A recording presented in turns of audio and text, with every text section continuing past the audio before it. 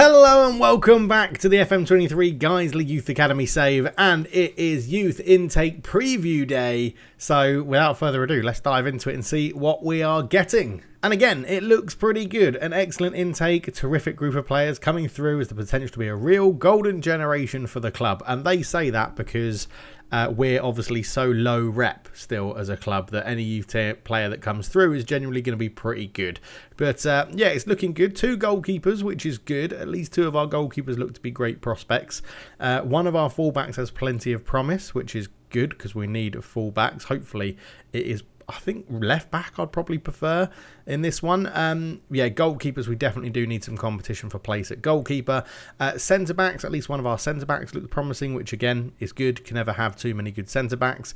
One of our wide midfielders looks like a great prospect. So midfield, right and left, we do now have a formation that utilises them, but we don't play it that often, to be honest. Wingers, in terms of wingers, 2 very handy prospects on the left or the right. Strikers, we have 2 forwards who are considered to be fine prospects. Always good to have good goal scorers.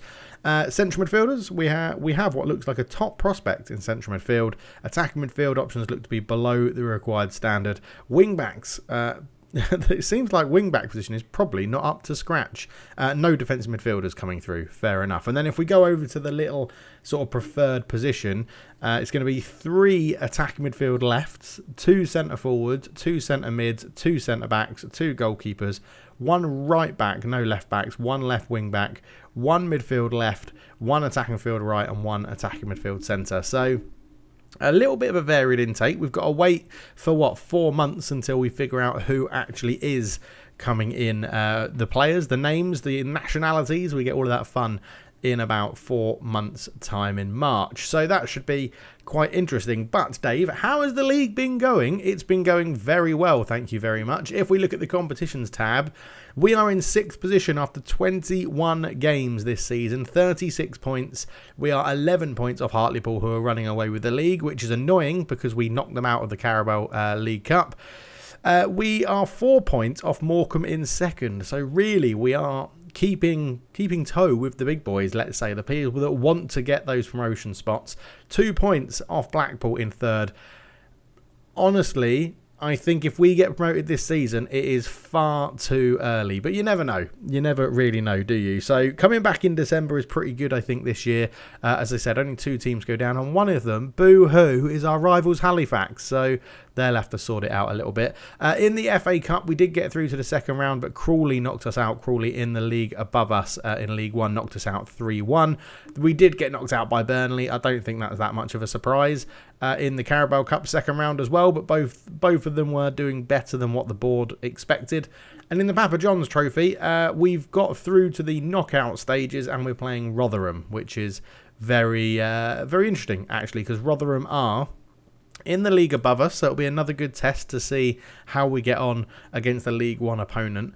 In the FA Cup, something very interesting to note is that Savas Nicolau has scored 2 goals for us in this game. We had a bit of a fitness issue, so we had a bit of a rotation to see what would happen, and yeah, Savas Nicolau came in, played up front, got 2 goals, so good for him, to be honest. He's played 1 appearance, 2 goals, and 8.2, which is lovely for him, isn't it? So very good. He's done that in the league and he's done it in the cup. He probably should be getting a few more starting positions at the moment, but yeah, we'll see how it goes. At the moment, All Press isn't letting us down too much at all. Going into the squad, goals-wise, it is All Press up there with 9, Fearon with 5, Tarmy with 5. He's had a bit of a rejuvenation coming back into the Football League.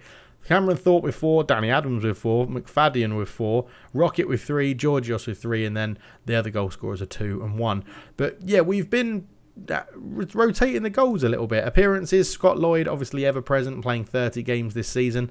All Press is up there, Danny Adams, Priestnall, Mills. It's all the players you would generally expect to be our high appearance makers. Assist wise, 5 for Tony Hogan. He's had a pretty good season this year so far. 4 for Tim Rocket, 4 for Georgios, who is getting a bit more game time now, which is good. He's really sort of stepped up in the last few games. I think his mentals are really helping him out progress. And then yeah, a number of people that are on 3 down here as well. So we're doing well. We're not winning games by big margins. They're normally pretty close. as we can see. 2-1s, 2-1, 1-0 losses, 2-1, 3-1 win over Rotherham in the EFL Trophy Northern Section Group D, so we are playing them again. 3-2, 3-2, 2-0 loss, 2-1 loss, 3-0 win, 4-1 loss to Carlisle, which at this 5-2-2-1 formation causes me a lot of headaches, as you can see. Lincoln played it and beat us. Carlisle played it and beat us. Burton Albion played it and we drew. Man United under 21s played it, but we won 4-1. I generally don't think they're very good. And a 5-3-2 DM wide. We actually changed formation in our last game against Fleetwood and got a 1-0 win because I wanted to try something different. The 5 at the back formations are causing me headaches, so we've gone in and tried something different to try and counter it, and it worked in the Fleetwood game. We had a lot more possession. We're actually using it to try and draw them out and then hit them on the counter sort of thing. But yeah, we've been going all right. We've been going all right. The under-18s are having a storming season yet again. They've won 12 of their 17 games, only losing 2, 39 points. They're 1 point ahead of Nottingham Forest under-18s. So, yeah, they're doing really well. Sorry for the 2 edits there. I've got something stuck in my throat, so I had to have a little cough. But, yeah, the under-18s performing very, very well indeed. Really good to see what they're doing. We've got a couple of the best ones sent out on loan as well. So, yeah, really good to see. If I just go to the under-18s, yeah, why doesn't it update the stats? That's really irritating. That's what I want to see. I want to see the stats being updated. So, but yeah, annoyingly, we can't see it. But if we have a quick look at their fixtures, you can see here 4-1, 3-1, 8-1, 3-1. Lost to Chesterfield 5-4, 5-0 in the Youth Cup as well. 2-1, 5-0. So they're just absolutely battering teams, which is good to see. Playing the 4-2-3-1 that we want to bring the youngsters into the senior team so they know how to play it. So they are doing that, which is good. Only losing 2 games. Yeah, Chesterfield 5-4 and Nottingham Forest 2-1. So they are playing very well. We've had a couple of youth intakes, that youth players that have stepped up to the senior team to try and get a few appearances. Shane Stitt is one of them. We're still trying to get him to be a winger, inverted winger out on this left-hand side. 2-footed, and yeah, he lacks a little bit, but his physicals are really good, and he's 6'4", so he should be able to offer something for us as well. Who else have we got stepping up? Bertrand's made a lot of performances this year. We've got Alan English, the backup goalkeeper. He's not made an appearance for us yet, but he's getting a bit more senior training, which is helping him progress. Ricardo Gumedi has come up a bit as well. Good physical stats again. He's tall, but let down in the technical aspect of things. But generally, we're playing pretty well. I think if we look at average rating, the best performing player so far is McFadden, but that's because he scored 4 goals in 2 games and 10 sub appearances. But if you go for overall 19 starting appearances, 6 substitute appearances, it's Malik Priestnall up there. And I flagged him out in the Q&A about someone that surprised me, and he's still surprising me, and he's still doing a really good job as we've gone into EFL League 2. He's just actually got better and better as the standard of football's got harder and harder. So looking forward to see what he can do as we progress. He's one that we potentially might sell if we get a decent offer, because we do have centre-backs coming through. Ideally, I want to keep this squad as much as we can, but we do need some money coming in. 732,000, 484,000 in the red. Someone asked me, can you summarise what turning professional has done to your club? Yes, it's made us lose money, quite a lot of money. Higher contracts. We have more games to play, which means more travel. We have to pay our coaches and our staff on a full-time wage. We're paying our players on a full-time wage.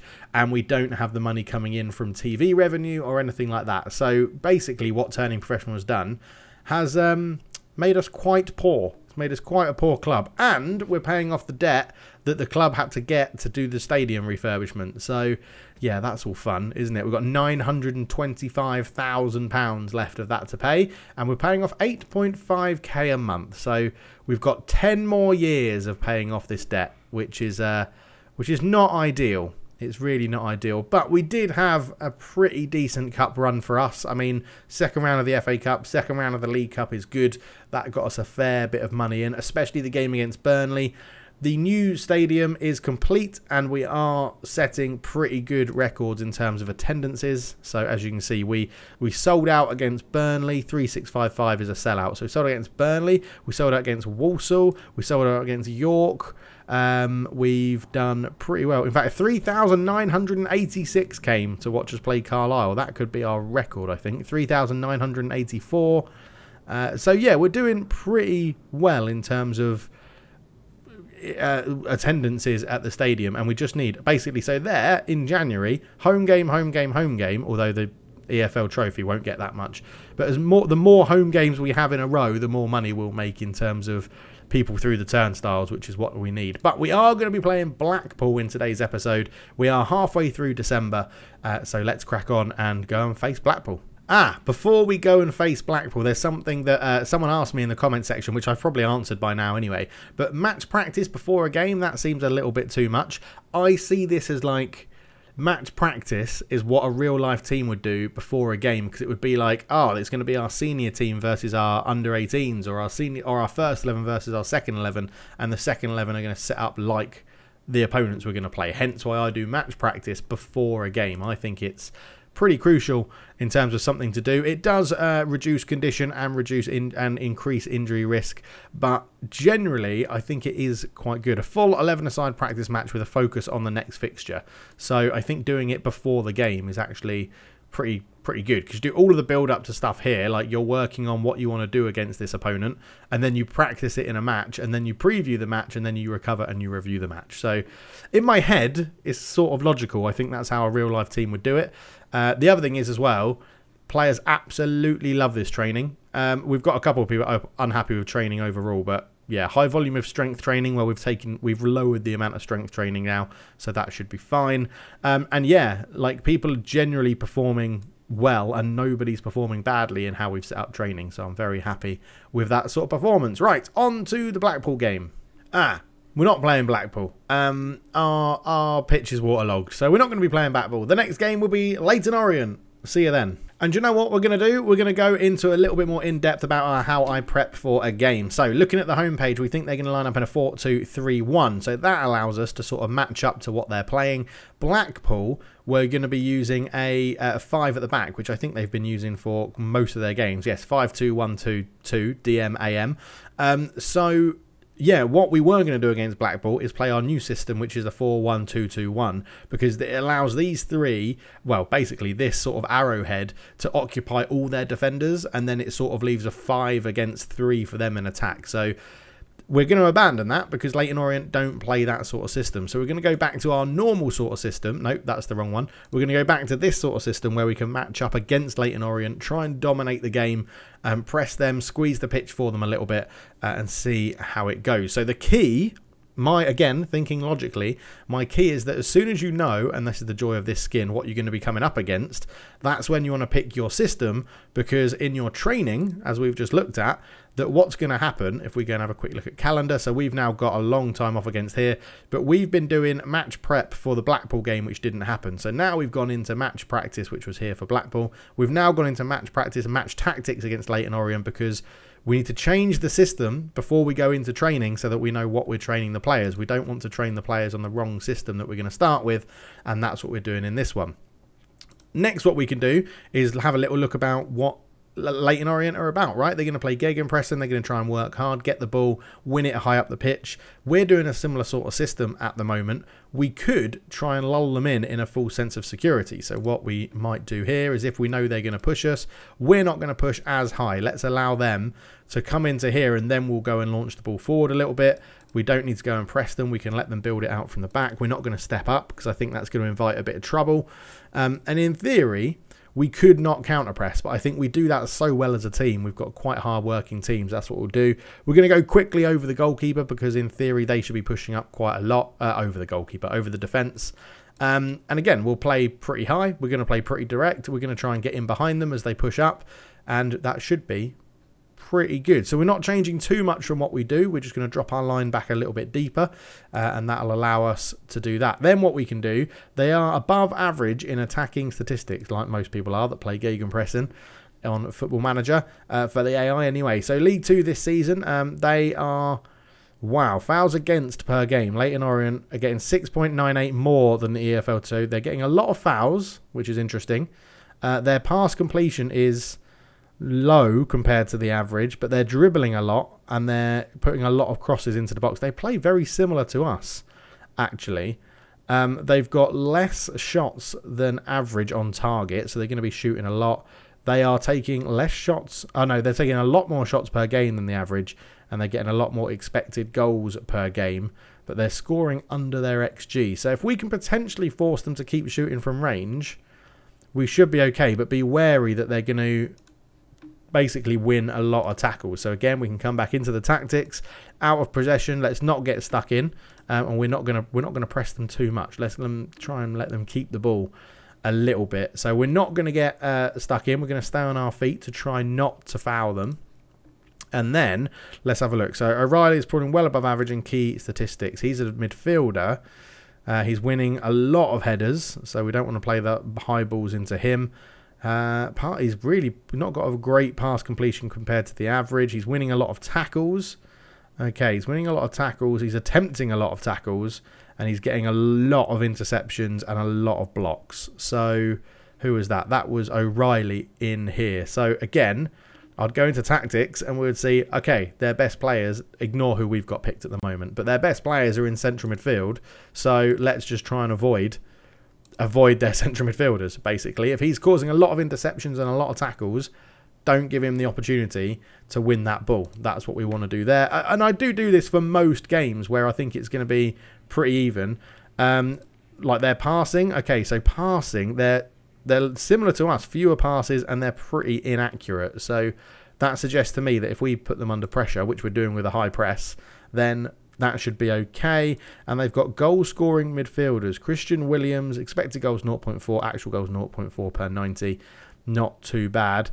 And Stuart Herbert is a bit of an outlier as well. So not too much we can do about that. We could go and man mark Christian Williams and go from there. But there you go. There's a little insight into what we're doing. It's one of the reasons I love this skin, which is the Tato skin. You can find it on FM Scout, probably on FM Base as well.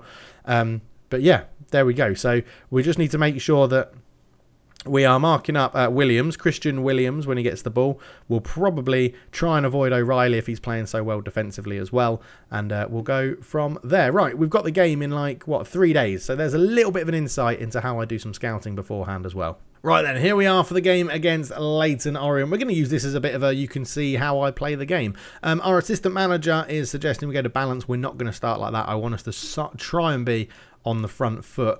They had a game 3 days ago, so we're coming into this one a bit fitter than they are. Obviously, Scott Lloyd is going to start in goal. We're going to go for our strongest team that's available because we had that game postponed, which means everyone's going to be fully fit. So we're going to go with our more attacking back line of Jordan and Mills. If we want to play a bit more defensive, I put Les Knight out there and Dominic Johnson into centre-back. The ball-winning midfielder will be Lewis Salt, but again, he's actually been training as an anchor and he's now overtaken, according to our system, what he can do better there. And I love the fact he's got this composure, right? He's got such good composure, concentration and decisions that as an anchor man, it's absolutely crucial for us, which is really, really good. We could use him as a defensive midfielder as well, but I don't want him to be pushing up. I want him to just sit in front of that back four as an anchor man and mop everything up. Next to him will be Danny Adams. Obviously, he is our best playmaker at the club, although Hanif Bertrand is slowly catching him up to be a very, very handy player as well, which is good. And again,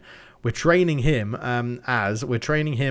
as a ball-winning midfielder, and the only reason we're doing that is because it puts his concentration up, is off the ball and his positioning, which is crucial in a more defensive position, which is really good. So Bertrand is making a lot of progress. On the right-hand side, we're going to start our little pocket rocket, Tim Rocket, because he got a 10 rating in training, and he is loving life at the moment, which is superb. Again, training him actually to be a Ram Doubter at the moment, just to get his concentration up. When that's at a level which I think is acceptable, which I think at this league is like 10, I'll probably change him back to be training to be an inside forward on that side. And thanks again to Bust the Net. I jumped into one of his videos and live streams, saw what he was doing and thought, yes, that's a great idea. And I think it's a really good way on Football Manager to learn about what to do is to watch other people's content. So thank you for watching mine. We're going to put Chris Fearon in behind the striker just because he's really, really good. On the left-hand side, Thorpe is now back. So I think we're going to start Cameron Thorpe. Talon Press will be up front. McFadden on the bench. He has got a good goal-scoring record for us at the moment. Georgios in behind. We'll go Curran and Christie on the bench as well. It's a very attacking bench, so we're going to put Hogan on there. And then we'll look at defenders. Joe Moore and Dominic Johnson will be the defenders on the bench. So this is what we're going for in this game. In terms of opposition, we'll get onto that in a minute, but that's the team we're going to play for this one. No one's looking upset, which is good. So let's go into it as the teams are warming up. You're getting a little bit more of a deep dive about how I consider the games and what to do. So let's go with a.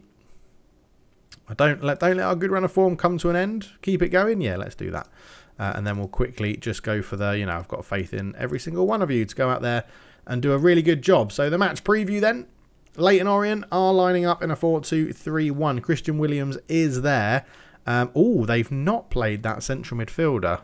That was really good, and there's our 4-2-3-1 as well, with lots of subs on the bench, which is good. I'd quite like the faces to be in there, which is good. Leyton Orient in 13th, we're currently in 8th. We've got 2 games in hand, and a win would propel us up the table even further as well. So what we wanted to do is go into opposition. We'll go opposition like that. We'll go attacking midfield. Christian Williams, we're going to tightly mark you. We're going to press you when you get the ball. And we're going to show you onto your weaker foot. That's all we're going to do for now. And we have a throw in. Jordan into Rocket. Tries to put the cross in. Keeper punches. Fearon shoots it in. Oh, what a goal from Fearon. Chris Fearon fires it from the edge of the box. The keeper made a punch and it was a bad, bad mistake. I still think we're going to focus down the wings just to avoid that central midfield if they're quite strong. In the all press, put him under pressure. It's not a good punch, but first time left-footed finish within minute and 20 seconds. Chris Fearon puts us 1-0 up. What a start it is for Guiseley in this game. And the other thing about tweaking your tactics to who you're playing against means the AI can't always figure out what you're doing. If you keep the same tactic and press continue, it'd be like real life. They'd scout you rocket over the bar. They would scout you and know exactly how you're going to line up and exactly how to stop you. Whereas a few little tweaks every game means that it keeps the opposition managers guessing about what you're going to do. Mills has the ball on the left. Not too many options. It's a bit of a hopeful ball looking towards Thorpe. But Knight out to Mills again. This time into Thorpe. Adams. Oh, it's a through ball that was just intercepted. Allen. And Jordan's got back really well to put him under pressure. And Allen fires it over the bar. If we can keep Williams out of the game, stop him getting on the ball and stop him sort of dictating the play, then I think we're going to be okay. As a long ball forward from Lloyd. It sort of worked. Their defender didn't control it. Thorpe, ball through. Interfering. That's a foul, ref. He's not giving it. Davies down the line looking for Jones. In towards Mippo, but Rocket gets there first. Fearon comes forward. Fearon from the edge of the box. Good save from Young. A very, very good save from Young. And it's still 1-0, 25 minutes into this one. Good header down from Rocket. So Jordan back to Rocket again. Fearon probably should have scored. But Rocket is definitely showing why he was picked for this game. He's training well. He's playing well. He's having a superb game out on that right-hand side. And, I mean, we are really restricting Leyton Orient at the moment with what we're doing. I think dropping our line off a little bit, making sure that Christian Williams is never free to pick up the ball is working an absolute treat at the moment. Adams over the top. Interfering. Fearon. Oh, it's looping. Oh, it's hit the bar. And all press can't put the rebound in. Oh, my word. It's been all Guiseley. We definitely should be more than 1-0 up. But I will take that for a first half. We have been playing very, very well. Happy with the number of shots. Let's keep this going. All press. All right, Thorpe. I think we're going to give Thorpe a rest. We're going to give Jimmy Curran on.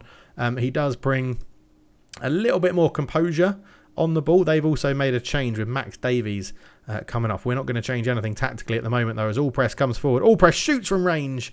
And Young with a very good save for Leyton Orient there. It's all Guiseley still. And ball in. Kelly flicks it on. Salt knocks it back to Knight. Out to Priestnall. Priestnall looking for Curran with the long ball over the top. It didn't quite work. Knight brings it down. Mills into Salt. Salt round the corner to Allpress. Shot from range again from Allpress. A lovely save from the Leyton Orient goalkeeper again. Salt will take the corner. Swings this one in, and the keeper with a better punch this time. That it was a poor punch that gave him that goal. Gave away the goal. But so far, so good for Guiseley. No reason to change anything. Curran coming on and, yeah, having a better game than Thorpe at the moment as Jones brings it forward. There is Williams, and he's finally got on the ball, and it's a great block, and it's hit the top of the bar. But that's why we need to make sure that we're keeping Salt alive to that danger. I don't want to man mark him, but what I am going to do is just say that if he, like, really make sure that whoever's in your area, Salt, you're marking them tightly as the ball comes forward. Good header. Rocket picks it up again. He sort of died off with his influence in this second half. Great header back to Lloyd from Knight. Lloyd goes long up towards Allpress. Fearon can't get there. Meepo's in space. Oh, the keeper's come a long way out. Lloyd didn't go back.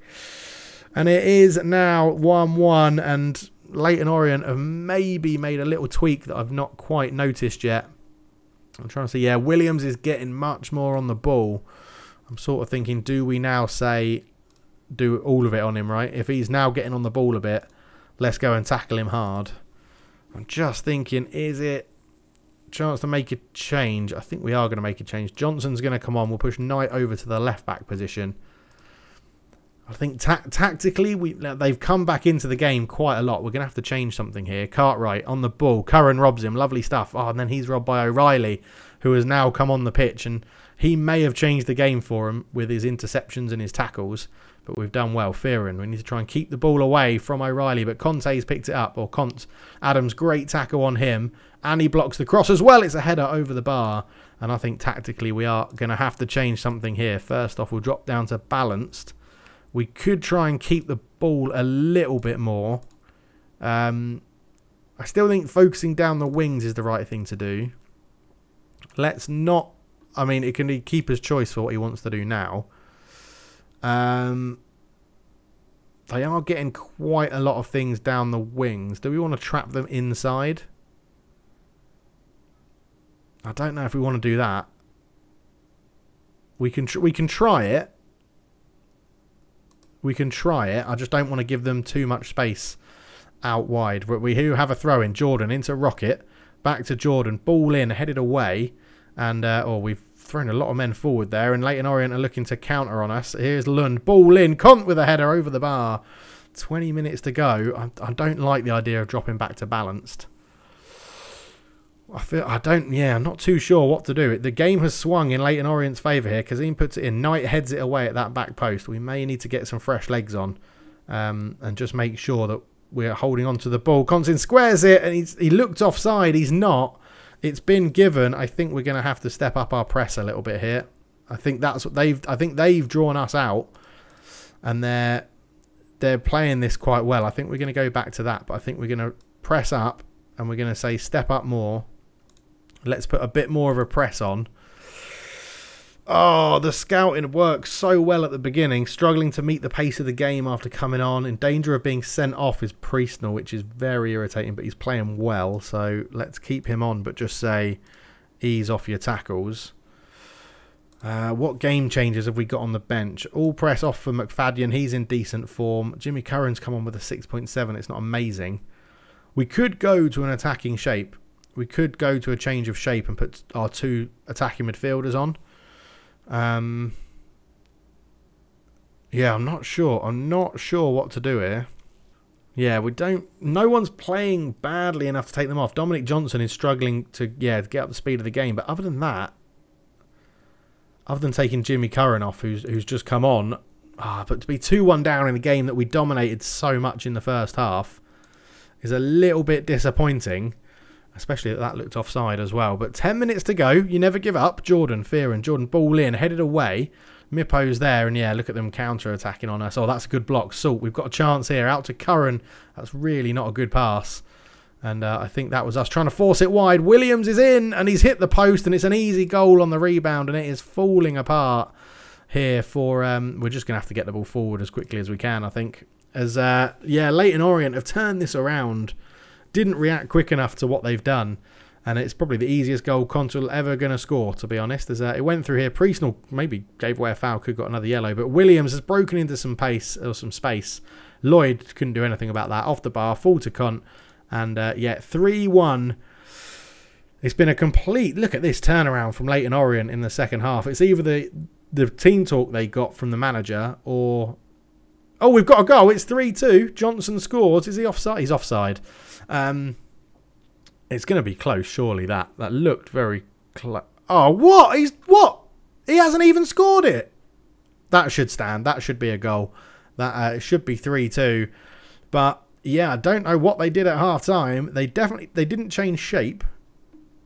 I mean, they brought on someone at half-time, and I'm going to suggest it might be Omar Conte, who is... I mean, we can't see too much about him. It could be Conte because he's from Australia. But, yeah, I mean, he came on.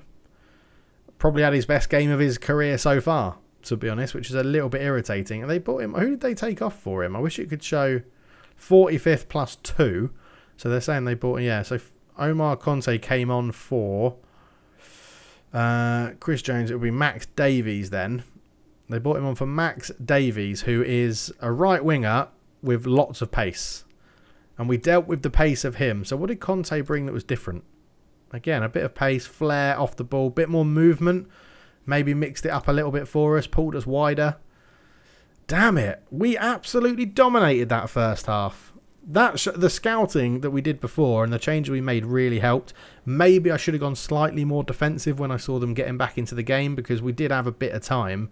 It was the 60th minute mark they got back into it. So, yeah, maybe a bit complacent at half-time with a lead. Should have dropped back a little bit into a more defensive shape. But I'll say we're proud. Like, we did okay. Annoying, we could have jumped up the league quite a lot there. But, yeah, there you go. Don't be complacent. Still got a game in hand on Lincoln, 36. So a win with our game in hand will take us up to there if we win by more than one goal. So that's pretty good. 2 games in hand on Leyton Orient below us as well. So a pretty close game. I think whatever they tweaked in the second half, I didn't react quick enough. And it was Super Sub Conte inspires Leyton Orient wins. They brought him on. He changed the game. And yeah, a little bit disappointing. But I think if you think where we are, it's our first season in League 2. I'm not too upset with how we've been performing. But anyway, if you enjoyed that, a little bit more insight into how I prep for a game, then there you go. Thank you so much for watching. I really hope you enjoyed it. Leave a like, subscribe if you're new, and I'll catch you in the next one. Cheers.